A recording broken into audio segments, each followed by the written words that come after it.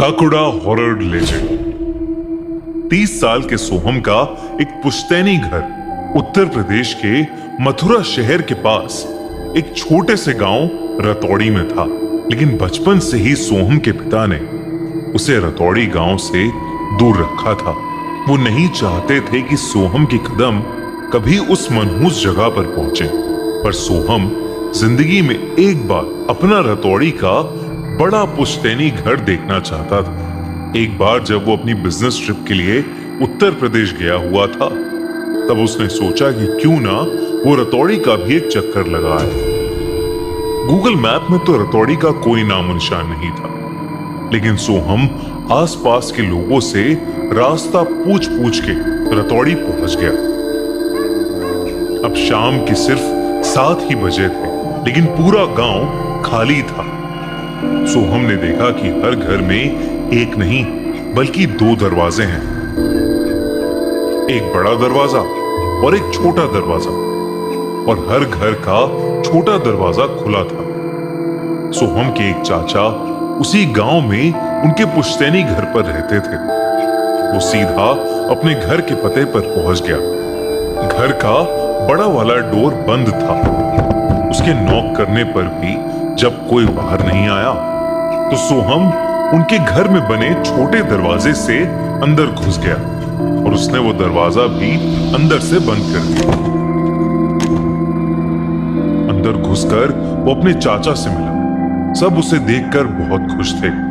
वो लोग अंदर वाले कमरे में बैठकर बातें करने लगे। तभी पूरे रतौड़ी गांव में जोरों से घंटी बजने की आवाज आने लगी। सोहम ने अपने चाचा से पूछा कि इस टाइम घंटी क्यों बज रही है और रतौड़ी अभी से इतना सुनसान सा क्यों पड़ा है। तब उसके चाचा ने बताया कि रतौड़ी गांव पर एक भूत का श्राप है, काकुदा का श्राप।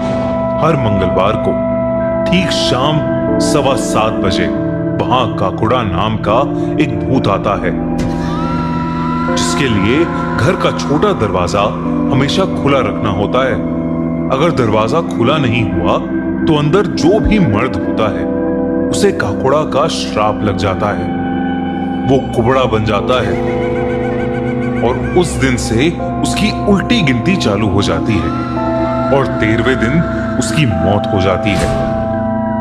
ये सुनते ही सोहम को याद आया कि आते समय उसने वो छोटा दरवाजा बंद कर दिया था। वो जल्दी से बाहर भागा। एकदम से रतौड़ी का क्लॉक टावर जोर से बजा, जिसका मतलब था 7:15 बज चुके थे। अचानक से बहुत तेज हवा चलने लगी और ढेर सारे मच्छरों के भिनभिनाने की आवाज आने लगी। उन आवाजों से सोहम के चाचा को एहसास हो गया था कि काकुदा ने गांव में घूमना शुरू कर दिया है। सोहम अपनी गलती छिपाने के लिए जल्दी से उस छोटे दरवाजे को खोलने के लिए आगे बढ़ा, लेकिन तब तक बहुत देर हो चुकी थी। उस दरवाजे के बाहर किसी के गुर्राने की आवाज आने लगी। तभी कोई बहुत जोर से दरवाजा खटखटाने लगा। उस दरवाजे की खटखट से उसके चाचा समझ गए कि काकुड़ा आ चुका है। इससे पहले सोहम के चाचा कुछ कर पाते, वो छोटा दरवाजा अपने आप खुल उठा। सोहम ने जो देखा वो देखकर उसकी चीख निकल गई, क्योंकि दरवाजे के दूसरी ओर कोई इंसान नहीं बल्कि हवा में उड़ते हुए मच्छरों से घिरे हुए उसे 2 सड़े हुए छोटे से नीले पैर दिखे। सोहम काकुदा को अपने सामने देखकर बुरी तरह कांप रहा था। काकुदा 2 लाल भयानक आंखों, बिखरे हुए बाल और सड़े हुए छोटे से नीले शरीर के साथ गुर्राता हुआ तेजी से उड़कर सोहम की तरफ आया और उसे इतनी जोर से लात मारी कि वो वहीं बेहोश हो गया। जब सोहम की आंख खुली तो सारे गांव वाले उसे घेर कर खड़े थे। सोहम को अपनी पीठ पर बहुत ज्यादा दर्द हो रहा था। उसने पीछे हाथ लगाकर चेक किया तो सोहम को रियलाइज हुआ कि उसकी पीठ पर एक बहुत बड़ा फोड़ा यानी कुबड़ आ गया था। सोहम ने कल रात के बारे में सबसे पूछा तो उसके चाचा ने बताया क्योंकि एक्चुअल में ये घर सोहम के पिता का ही था, जिसे छोड़कर वो दिल्ली शिफ्ट हो गए थे। तो कायदे के अनुसार उस घर का मर्द सोहम ही था और उसे अब ककुड़ा का श्राप लग गया है। और उस श्राप के चलते 13 दिन में उसकी मौत होना पक्का था। इस हादसे के बाद कोई भी रतौड़ी वासी उसकी मदद करने को राजी नहीं था। तब सोहम ने रोती हुई हालत में अपने बेस्ट फ्रेंड तनुज को कॉल किया। तनुज ने सोहम की सारी बात सुनी और वो 2 दिन बाद ही एक तांत्रिक को लेकर रतौड़ी गांव पहुंचा। वहां जाकर जब उसने सोहम की हालत देखी तो उसके रोंगटे खड़े हो गए।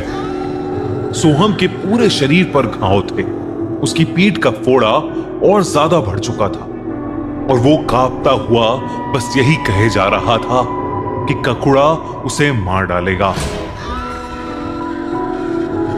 सोहम के चाचा ने तांत्रिक को बताया कि ककुदा गांव के एक खेत में रहता है, एक स्केयरक्रो यानी एक बिजुका के पास। तांत्रिक ने देरी ना करते हुए उस खेत में क्रियाएं शुरू कर दी और उन्हें आश्वासन दिया कि वो 2 दिन में ककुदा को अपने वश में कर लेगा। वो दिन रात पूजा करता रहा, लेकिन सोहम के घाव बस बढ़ते ही जा रहे थे। दूसरी रात जब तांत्रिक ने सोहम को उस खेत में ही पूजा स्थल के पास बुलाया तो सबको बाहर फिर से तेज हवा, गुर्राने और मच्छरों की आवाज आने लगी और अचानक ही खेत के बीच में वो लकड़ी से बना बिजुका हिलने लगा। इससे पहले कि कोई कुछ कर पाता, उस बिजुका ने अपने हाथों से तांत्रिक का गला दबाया और उसे पल भर में वहीं मार डाला। ये सब देखकर तनुज और सोहम वहां से फटाफट भागे। तनुज बहुत ज्यादा डर गया था और बिना देरी करते हुए सोहम को गाड़ी में बिठाकर वहां से निकल गया। उसने सोचा कि वो सोहम को रतौड़ी गांव से बाहर ले जाएगा। गाड़ी में बैठकर वो दिल्ली की तरफ जाने लगे। वो रतौड़ी गांव से निकलने ही वाले थे कि तभी तेज हवा चलने लगी और अचानक उनकी गाड़ी खराब हो गई। एकदम से उनकी गाड़ी को भिनभिनाते मच्छरों ने घेर लिया और उन्हें किसी के गुर्राने की आवाज आने लगी। उन्होंने देखा कि काकुदा ठीक उनकी गाड़ी के सामने उड़ रहा था। तनुज दरवाजा खोलकर ककुदा से दूर भागने लगा, लेकिन ककुदा उसके पीछे एक साए की तरह चिपक गया था। कुछ ही पलों में सोहम ने देखा कि तनुज हवा में उड़ रहा है और ककुदा उसके पीछे है। देखते ही देखते तनुज की गर्दन चटक गई और वो नीचे गिरकर मर गया और ककुदा वहां से गायब हो गया। ककुदा अब बहुत गुस्से में आ चुका था।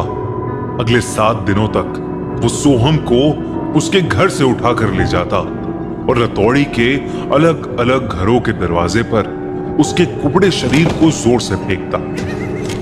रतौड़ी वासी सोहम की मदद करना चाहते थे, पर ककुदा का आतंक हर कोई देख रहा था, इसलिए चाह कर भी कोई कुछ नहीं कर पाया। और फिर 13 दिन पूरे हुए। पूरे रतौड़ी को पता था कि श्राप के मुताबिक आज ककुदा सोहम को जान से मारने वाला था। उस दिन गांव में बाकी मंगलवारों से ज्यादा सन्नाटा था। 7:15 बजते ही रतौड़ी का क्लॉक टावर फिर से बज उठा।